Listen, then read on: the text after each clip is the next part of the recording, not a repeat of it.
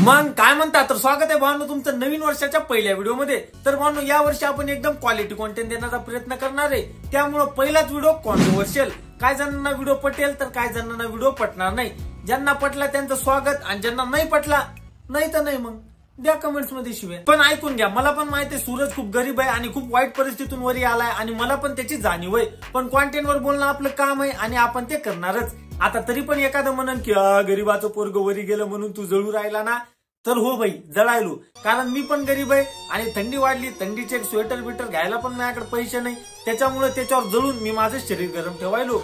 वाईट असते हो गरिबी, खरंच लय वाईट असते भाई। ये गरीब की माँ की असा देणार ना तुला मार्केट मध्ये धक्का, सुलत चावणच असणार टॉपचा यक्का। ते म्हणतात ना, गाडवाला किती आंघोळ घाला, साफ करा, स्वच्छ ठेवा, तरी पण ते उकंड्यातच जातंय। हा बिग बॉस विनर आहे भाऊ। बिग बॉस जिंकला, लोकांनी एवढं भयानक प्रेम दिलं आणि बदल्यामध्ये लोकांना काय भेटलं? हा कॉन्टेंट।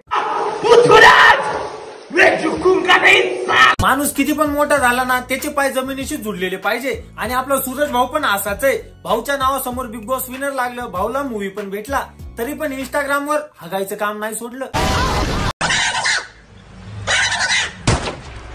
फायर है तू, फायर नहीं, वाइल्ड फायर है। 2.6 मिलियन फॉलोअर झाले तरी भाऊला अजून लिपसिंगच जमायना। आता तुम्हीच मला सांगा, मी या व्हिडिओला काय म्हणून बघू बरं? जर भाऊ कॉमेडी करत असन तर दिसायना झाली, जर भाऊ ऍटिट्यूड रील बनवत असन तर भाऊच्या तोंडावर ऍटिट्यूड शोभायना झालाय, कारण आपला भाऊ भोळा आहे ना। आणि शेवटी म्हणजे ढुंगण वाकडा असल्यासारखा वॉक, म्हणजे भाऊला लिपसिंग जमायना, ऍक्ट जमायना, साधा वॉक पण जमायना, तरी लोक कमेंट्स मध्ये करायलेत तूच पुष्पा, सूरज झुकेगा नाही साला। एकानंतर कमेंट केली पुष्पामध्ये सूरज भाऊच पाहिजे होता। आंधळा असतंय हो प्रेम, खरंच आंधळा असतंय। आणि आंधळ प्रेम एवढं वाढलंय की मी एक खूप प्रेमळ कमेंट बघितली, शक्य नाही ज्या माणसाला वाचता लिहिता येत नाही तो एवढं परफेक्ट लिप मॅच करत आहे आणि हे कोणीही नाही करू शकत। हे करण्यामागे सूरज भाऊची खूप दिवसाची मेहनत आहे। भाऊ कोणत्या जमान्यात जगायलाय काय माहित, कारण इंस्टावर अशी कितीच अनपड छपरी पडले जे याच्यापेक्षा भारी लिपसिंग करायलेत। आणि लिहिण्या वाचण्याचा लिपसिंगचा काही संबंध येत बी नाही, कारण लिहून किंवा वाचून लिपसिंग करत नसतेत, फक्त दुसऱ्यांच्या डायलॉगवर होटा हलवायचेत आणि खूप दिवसाची मेहनत म्हणे। अबे फायर है तू, फायर नहीं, वाइल्ड फायर है। पुष्पा को नेशनल खिलाड़ी समझे क्या? इंटरनेशनल है। घे मुतलो भाऊ तुया खूप दिवसाच्या मेहनतीवर। आणि वाचता लिहिताना येणं हे का अभिमानाची गोष्ट नाही, असं पण नाही की भाऊ परिस्थितीमुळे अनपड राहिला। भाऊचा लहानपणी लाड होता त्यामुळे शाळेत नाही गेला आणि अनपड राहिला। भाऊच्या मित्रांनी पैसे डापले कारण भाऊ भोळा आहे। भाऊला कोणी शिव्या द्यायला सांगल्या, धमक्या द्यायला सांगल्या की भाऊ लगेच देते, कारण आपला भाऊ भोळा आहे। नाही तर तुझ्या आईलाच हवाय पुण्यात येईल देणार ठेव। सोलं चावून बोल, तुमच्या आईचा दाना लावड्यानं तुमच्या आईचं भोकान। आमच्या इकडे याला भोळा नाही येडी शर्ट के पहले 2 बटन खोलकर बाल को बिखेर कर थोड़ा स्टाइल मार कर वॉक करोगे ना तो पूरे हीरो मटेरियल हो तुम। क्या कहा? Hero material? भाऊचं चलणं बघून कळायला झालंय की भाऊला जोरात शी आली का चड्डीमध्येच झाली। म्हणून म्हणतात कोणाला जास्त पण चढू नये, कारण आपण चढवतो आणि ते खरंच समजतंय। आता याचा परिणाम बघा काय झाला, सगळे कमेंट सेक्शन छपरी material, raw material, toilet material, toilet cleaner या शब्दांनी भरले। आता तुम्ही भाऊला किती स्टार म्हणा, सुपरस्टार म्हणा, रियालिटी हीच आहे की आपल्या कार्यकर्त्याला योस्क्यू अर्कू झुडक्यू बुक की टेंगुळ झापूक झुपूक बच्चा हे सोडलं तर घंटा काय येत नाही। भाऊला वाटलं चांगल्या कॅमेराने शूट केलं तर व्हिडिओ चांगला बनन, पण चांगला व्हिडिओ बनायसाठी अंगामध्ये कला पाहिजे आणि भाऊ हे विसरून गेला वाटतं की आपल्या अंगामध्ये कला नाही आळी आहे, जी की वळवळ करून आपण फेमस झालतो।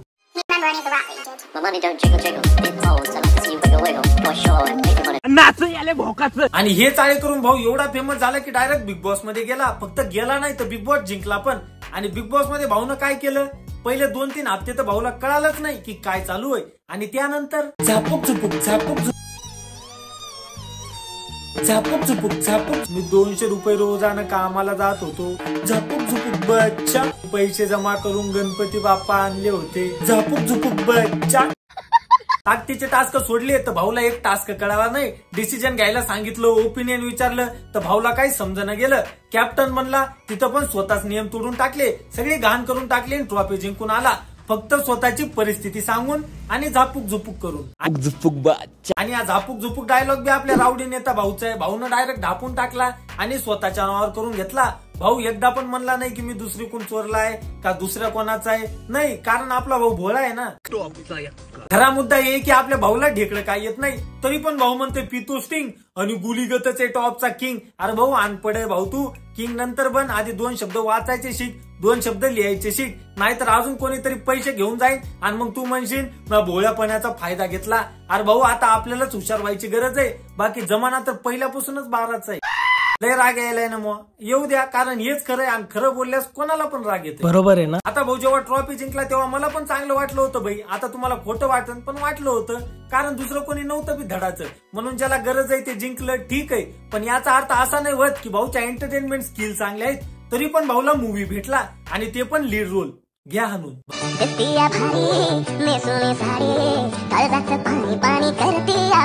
भाऊला ना धडे ऍक्टिंग येते ना डान्स येते. एक्सप्रेशनच्या नावाखाली वाकडं तिकडे तोंड करते आणि चड्डीत मुंग्या सोडल्यासारखा डान्स, आणि भाऊ लीड करणार. हेच कारण आहे की मराठी इंडस्ट्री ग्रो करे ना. इथं 10-10 वर्ष थिएटर करणारे, ऍक्टिंग साठी मेहनत घेणारे, डान्स साठी मेहनत घेणारे, यांना काय भेटायले? केळ. भाऊला लोकांचं प्रेम भेटलं तर पिक्चर बी देऊन टाकला. आता फक्त पिक्चर चांगला असाव, नाहीतर मग हिलव्या हिलव्या बाबलीचा हिलवा हिलवा पाहला, हिलव्या हिलव्या बाबलीचा हिलवा हिलवा पाहला, आणि चांगला कॉन्टेंट बघणाऱ्यांनो तुम्ही तुमची आई घाला. मला तर हसू त्या लोकांचं येतंय जे भाऊला महाराष्ट्राचा दादा कोंडके म्हणायलेत, आणि भाऊची कॉमेडी काय नुसतं थोबाडीच के चाळी. बाकीचे जोक लिहायलेत, ऍक्ट करायलेत ते तर सगळे चिवता येत. कॉमेडी तर ही आहे. नाही लोकांचं नाच याले भोकाचं. आणि खरा प्रॉब्लेम तर इथे सुरू होतंय. हेच चाळे बघून अजून काही ज्ञान केलेले अनपढ लेकरं इन्स्पायर व्हायलेत. त्यांना वाटायले हे करून आपण पण फेमस होतो, म्हणून करा हेच.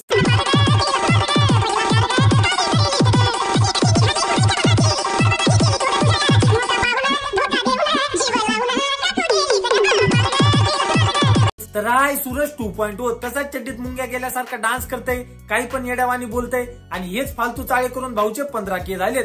आता उद्याचे 1 लाख किंवा 1 मिलियन झाले तरी पण नवल वाटू नये, कारण आता हे पण उद्याची काहीतरी स्ट्रगल स्टोरी सांगन, कारण प्रत्येकाच्या आयुष्यात काही ना काही घडलेलंच असतंय. आणि मग हे पण बनन सुपरस्टार आणि महाराष्ट्राचा दादा कोंडके बी.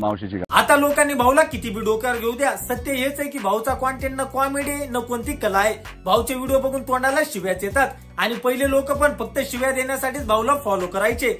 मग आता भाऊ बिग बॉस जिंकला म्हणजे ही कॉमेडी नाही झाली, आता पण एक गु कॉन्टेंटच आहे. न याला करायला मेहनत लागती न कोणती कला, फक्त लाच सोडावी लागती. तर मग भाऊ पुन्हा जर हेच करत असन किंवा दुसरं कोणी हेच करत असन तर क्रिटिसिझम भेटणारच भाई. मी तर पहिला आहे. अबे साले. मला एवढंच म्हणायचं की भाई लोक आपल्याला एवढं प्रेम द्यायले तर त्यांच्यासाठी भाई थोडं काहीतरी शिक, थोडी मेहनत घे आणि चांगला कॉन्टेंट बनव. आणि कमेंट मध्ये पण लोक हेच म्हणायलेत की भाऊ थोडा डान्स शिक, थोडी ऍक्टिंग शिक, पण काय करणार भाई आपल्या भाऊला वाचताच येत नाही. त्यामुळे मी तर एवढंच म्हणन की आधी वाचायचं शिक. पहिले भाऊ फक्त चाळ्यांचे व्हिडिओ टाकायचा, पण जसं बिग बॉस मधून बाहेर आलाय भाऊनं काही केलं काही बोललं की ते इमोशनल व्हिडिओ बनून जाते. कुत्र्यासोबत खेळला, इमोशनल व्हिडिओ बनला. भिंतीला पाणी मारलं, इमोशनल व्हिडिओ बनला. सिमेंटची गोणी उचलून दिली, इमोशनल व्हिडिओ बनला. म्हणजे भाऊला कळलं आता लोकांना कसं आपल्याकडे खिचायचं. आता भाऊला बाप्पाला आणायला कोणतरी गाडी नाही दिली, भाऊनं ते पण इमोशनल करून टाकलं. म्हणजे भाऊला दाखवायचं होतं की बाप्पावर किती प्रेम आहे. पण जेव्हा खरंच बाप्पांचं विसर्जन चालू होतं तेव्हा भाऊचे छपरी चाळी सुरू होती. घेतो आता लय भाले वाटलंय गणपती बाप्पा माझं चाललं दुःख झालं. जाऊ दे काय म्हणावं, आता आपला भाऊ भोळा आहे ना. तर बस झालं भाई, मला काय भाऊशी पर्सनली हेट नाहीये. भाऊ पुढे गेलाय, जाऊ द्या भाई. बाकी रोज तुम्ही फक्त मनोरंजन म्हणून घ्या आणि सोडून द्या. भेटू लवकरच.